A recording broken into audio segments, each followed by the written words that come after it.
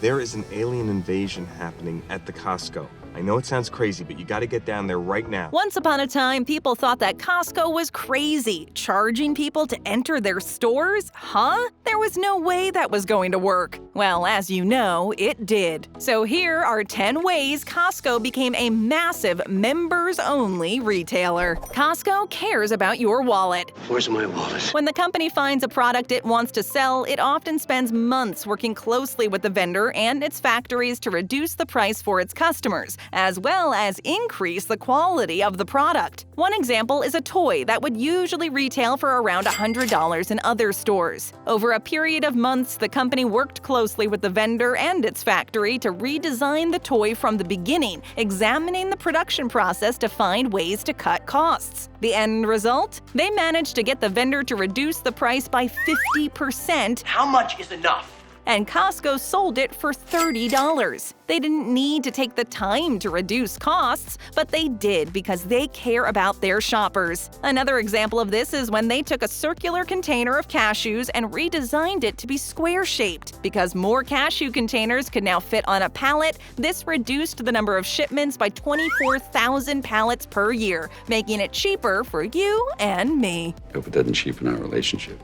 Costco's limitations. My dream, what I would like to do is cut out the middleman completely and just move into a Costco. While there are many great things about Costco's business model, we have to admit that there are some flaws and limitations to it. For example, because most items are only available in bulk, the company is promoting high-volume consumption. You can't just get one tube of toothpaste, you have to get a 5-pack. While this is great for larger families, it can be detrimental to single-person homes. It also has a very limited array of goods and services.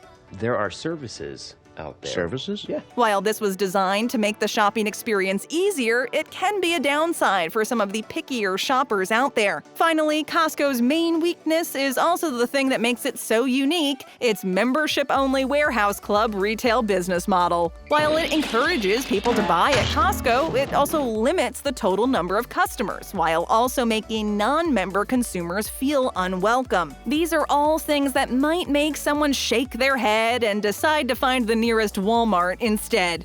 Went to Walmart to buy toothpaste. They came out with a lawnmower and a shotgun. Membership fees. You don't have a membership?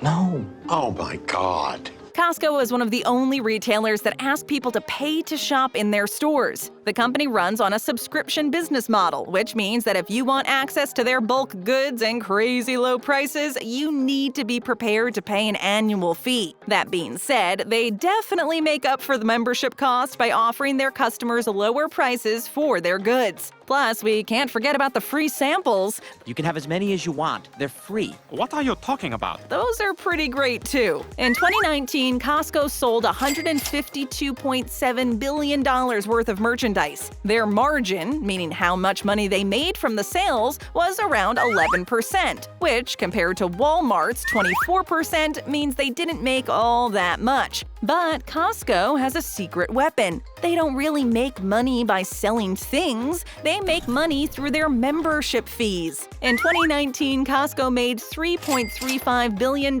from membership fees alone. Their profits remain in the hands of the people, quite literally, as well as their ability to convince people to pay either $60 a year for its everyday value membership or $120 for the Gold Star Executive status. I've got every membership ever offered by Costco. Well-treated employees. There are no rules in Costco. It is Thunderdome inside Costco. Despite being deemed as essential workers, retail workers are among America's lower-paid employees. The average salary of a retail worker in America is $10 per hour, which isn't nearly enough to cover the cost of living. What's worse is that they rarely get full benefits, and they're often viewed as expendable, with turnover rates as high as 65%. However, Costco is different. They understand that it's much better to retain happy employees and pay them a livable wage instead of firing and rehiring them all the time. We need guts. I'm promoting you.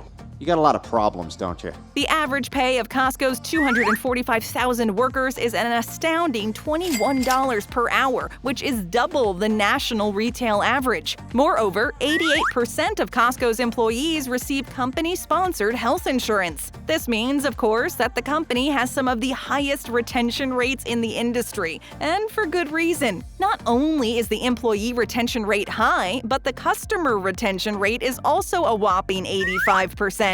This extremely stable base of Costco members is largely due to its lower prices, and that helps keep the company's profitability consistent over the years. We have to wonder, why isn't this the approach of all retail employers? It worked out for Costco, surely this could work out for other companies. That's not how the Force works. Costco sticks to its values. We're more than a store. We're family. Since the day Costco opened, investors have complained that the company's been too generous to its customers and employees. By too generous, they mean the company has been dedicated to giving its employees a living wage and trying to get good prices for its customers. In fact, Costco investors are constantly calling for higher markups on goods, steeper prices for the customers, and reduced benefits for the workers. Why? In short, greed. Maximizing shareholder value by hiking prices, laying off employees, and cutting corners are ways to get more money to the investors and fewer deals to the customers. Have you ever heard the expression, the customer is always right? In the last 30 years, the amount of profits going to stockholders has jumped from 50% to 86%. This investor-first standpoint is one that many public companies stand by, but Costco is different. They've stuck by their values and their policies, and they've shown people that there is enough room to make money and still treat people well. Plus, their policies actually do work. Since 2000, their stock has gone up 347%, and it shows no signs of stopping. They're not going to stop us now. No advertising budget. Oh, why? What are they going to do? Cut our budget? Most retailers spend huge amounts of money on advertising and marketing that'll attract customers to their stores. For example, Walmart spends about 0.5% of its revenue on marketing, which rounds up to about $2.4 billion, making it one of the largest advertisers in the world. Target also spends a lot of money on marketing, more than 2% of its revenue. Costco, on the other hand, spends zero. It has no advertising budget, though it does send mailers to prospective members, as well as coupons to those who are already part of the Costco Club. So how are they successful despite not having any form of traditional advertising? The first reason is obvious. What's so obvious about it? The idea is a Costco product sells itself. When you become a member, the fantastic prices and quality of the items seems too good to be true, not to mention that other traditional retailers can't match Costco price-wise. Secondly, because most of their revenue comes from membership fees, it doesn't make much sense to try to get them to visit the store more often, as it wouldn't really affect their profits. And if Costco were to spend 0.5% of its revenue on marketing like Walmart, it would wipe out 17% of the company's operating profit. If it were to spend 2% like Target, it would be much more, nearly 70%. So overall, it's just not worth it. It's not worth it, sweetie. Strategic mindset. Costco could really make a product. Because it has no advertising and requires a paid membership card to gain entry, Costco has to think of ways to attract and then retain customers. Over the years, they've figured out a few ways to do this. The first is giving customers a reason to return to their stores. Selling low-priced, high-quality items is a given, but they also have to earn back membership fees, which means that returning customers can get even more savings by returning to Costco. Costco? They also have iconic items that draw people to their stores, the two most notable being their hot dogs and the rotisserie chicken, both at fantastically low prices. Lastly, they have strong product guarantees and full refunds. Oh, and who can forget the free samples? The second thing is that they give their customers reasons to spend more money, which obviously helps their bottom line. They do this by selling things in larger sizes, the bulk items that Costco is famous for, offering executive memberships with added benefits, a 2% annual purchase rebate, for example, and even going so far as to partner with American Express to provide a credit card that rewards more spending at Costco. Because at Costco, You save money. Fewer choices makes more sense. You didn't really make any choices. When you walk down the aisles, there are often hundreds upon hundreds of different brands, and that can be great if you're looking for variety. But Costco does things a little differently. It acts as a bulk curator for its customers. The average Costco stocks just 3,700 units at any given moment. For comparison, this is less than 1/10 of the number of items most supermarkets keep in stock, which ranges from 40,000 to 50,000 items. Costco, on the other hand, only provides 1 or 2 brands in any given category. Because of how well Costco knows their customers, they can figure out what they're most likely to want and limit their choices. By doing this, the company solves the paradox of choice, something that happens when a customer experiences stress and delayed decision-making due to an abundance of options. We need to discuss all our options. Stocking fewer items means there's less selection, which also means there's less labor. As we all know, more labor means more money that the company has to spend. On top of this, even though Costco stocks fewer items, it sells what it does have in huge quantities. We all know that Costco is notorious for its bulky wares. This is because they understand it makes more sense for their customers to be paying $400 once a month instead of $100 once a week, because it saves time, resources, and a lot of trips to the store. There's a shuttle down in the Costco. Drop us right by the time machine. Saving your money.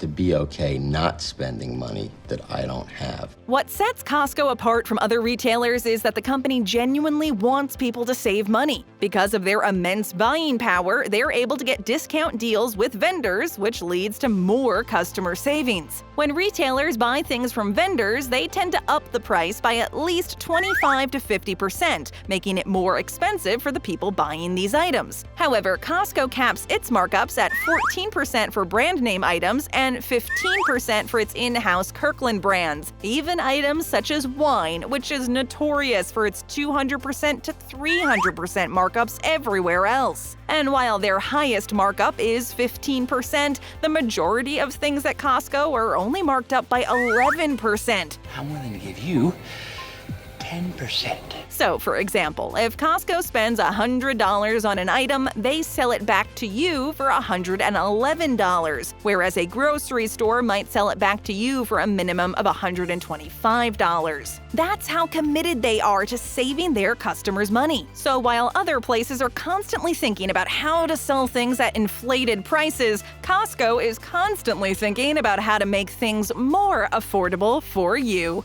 I can't afford you. A little of Costco's history. Welcome to Costco. I love you.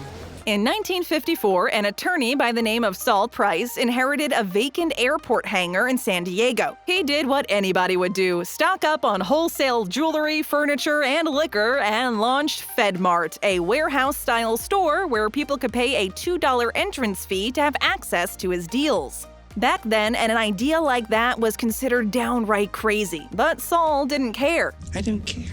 He sold FedMart in 1975. He wasn't done though, because just a year later he launched Price Club, a one-stop shop that offered, well, everything. Saul had a protege named Jim Senegal who started out as a bagger in FedMart. Saul took him under his wing, and by the early 80s, Senegal was ready to branch out on his own. In September of 1983, the world was changed forever when the first Costco was launched in Seattle. It was modeled on Saul's business principles and, against all odds, was immensely successful. Actually, in just a decade, Costco grew so much that it became a threat to Price Club, so the owners agreed to a merger. For a brief period in history, Costco was known as Price Costco. However, it was eventually rebranded as Costco, and Senegal took the lead. With hard work and gumption, end up the senior manager at that very same Costco.